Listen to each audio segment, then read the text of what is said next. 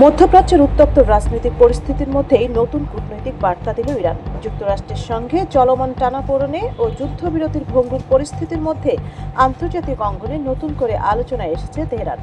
এই প্রেক্ষাপটে চীনে গুরুত্বপূর্ণ সফরে গেছেন ইরানের পররাষ্ট্রমন্ত্রী আব্বাস আরাগচি। সেখানে তিনি বৈঠক করেন চীনের পররাষ্ট্রমন্ত্রী ওয়াং এর সঙ্গে।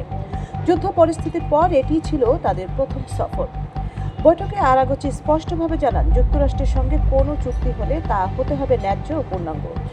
অন্য কোনো প্রস্তাব ইরান গ্রহণ করবে না বলেও হুঁশিয়ারি দেন তিনি চীনকে ইরানের ঘনিষ্ঠ বন্ধু হিসেবে উল্লেখ করে বলেন, বর্তমান পরিস্থিতিতে তেহরান বেইজিং সহযোগিতা আরও শক্তিশালী হবে।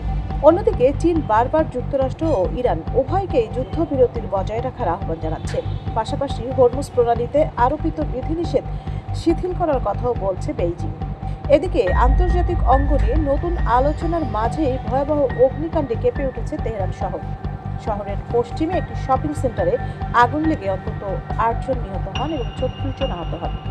ইরানের গণমাধ্যম জানিয়েছে, ভবনের বাইরের অংশে দাহ প্রদাহ থাকায় আগুন দ্রুত ছড়িয়ে পড়ে। মুহূর্তেই পুরো এলাকা ঘন ধোঁয়ায় ঢেকে যায়।